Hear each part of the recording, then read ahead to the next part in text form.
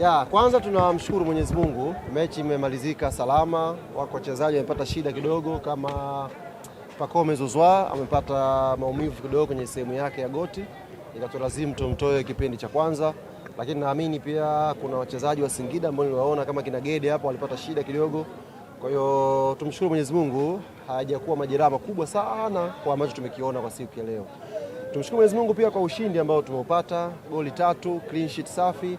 Tumerudi juu ya kilele cha msimamo wa ligi. Sasa focus na kwenda kwenye mchezo unaofuatia. Mtoe pongezi kwa wachezaji wote wa Yanga Afrika. Mechi haikuwa nyepesi, tumecheza mechi ngumu dhidi ya mpinzani mgumu na tumemanage kupata matokeo mazuri siku ya leo kwa pressure iliyokuwa, lakini tumeweza kucheza vizuri.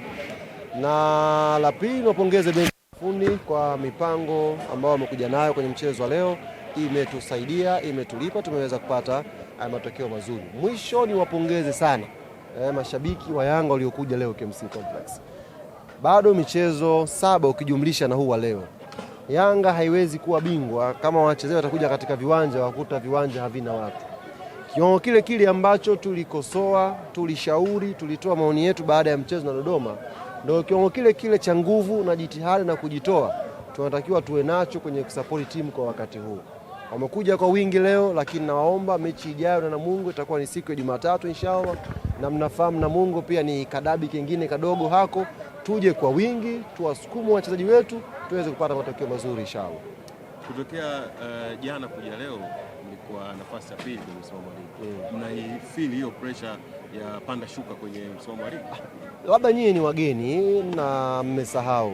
Msimu uliopita difference ilikuwa pointi 1 mpaka mechi ya mwisho. Kama mnakumbuka vizuri. Tofauti ilikuwa alama 1 tu msimu uliopita kutoka mechi ya 20 mpaka mechi ya mwisho ya ligi ambako Simba na Yanga walikuwa. Tofauti ni alama 2. Kwa hiyo ni pressure ya kawaida. Sijui wenzetu, ila sisi ni pressure ya kawaida ambayo tunafahamu, tuliipitia msimu uliopita, tunaipitia msimu huu. Kubwa ni kuweka jitihada. Kama tulivyosema sasa hivi ni kila mtu atashinda mechi zake. Hakuna haja ya kupiga hesabu za mwenzako. Ni wewe weka nguvu, shinda mechi zako. Ukishinda mechi zako kama sisi Yanga, maana yake automatic tunakuwa machampioni. Kwa hiyo nguvu yetu haipo kumuwaza mpinzani. Hata akicheza mechi 2, si hatujacheza, akili yetu inawaza mechi zetu. Zimebakia 6, tuna mechi ya Namungo, baada ya hapo ligi itakwenda kusimama. Tukirudi inshallah tutaweka jitihada mechi 5 zilizobakia tuweze kushinda zote. Mchezo leo umeondoka na alama 3, lakini pia goli 3, mmerejea kileleni na mmeondoka na clean sheet. Tafsiri yake hii ni nini? Tafsiri yake hii ni focus yetu na concentration ya wachezaji ipo kwenye kutafuta ubingwa. Ukiangalia mechi ya leo tumecheza vizuri, tumecreate nafasi, tuweza kufunga hata goli 5 leo, lakini tulikuwa tunajitahidi tusifanye makosa eneo la ulinzi. Ukiangalia mechi za hivi karibuni, hata Yanga ikitangulia goli 1 bado kuna pressure tuko nacho kwa sababu ya makosa ambayo tunayafanya kwenye safu ya ulinzi kwenye baadhi ya michezo.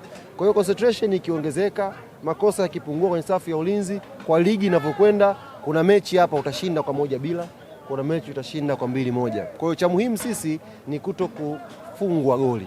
Ukifunga mengi sawa, lakini cha muhimu ni kutokufungwa goli. Na tumekifanya kwa siku ya leo. Tumekuona wakati wa substitution na Metacha. Ulikuwa unawashawishi baada ya substitution na Metacha, walipofungwa tena Singida ukashawishi wambadilishe na sahihi kabisa. Ushauri ama ulikuwa?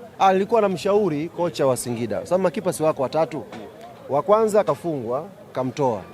Wa pili kashafungwa, asichelewe angemuingiza na yule kipa wa 3 naye achukue goli lake 1 la 3. Kibahati mbaya hakufanya hivyo, lakini nilikuwa najitahidi kumconvince kwamba kocha tayari uliyomuingiza naye kachukua chuma, sasa mtoe aje dogo mwingine naye achukue cha kwake. Utaratibu wa kawaida. Nimeona uchambuzi technical, unajua kuna vitu vinafanyika technical, vinafanyika katika level ambao sijui, labda ni wachambuzi wanafanya makusudi au vipi.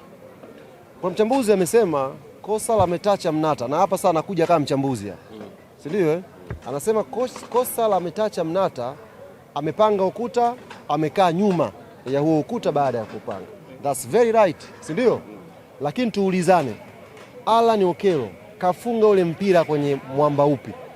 Mwamba ambao ukuta ulipangwa au mwamba ambao ukuta haukupangwa? Kwa sababu unavyosema vile technical, ukishapanga ukuta, kipa lazima uje ukae upande ambao utauona mpira.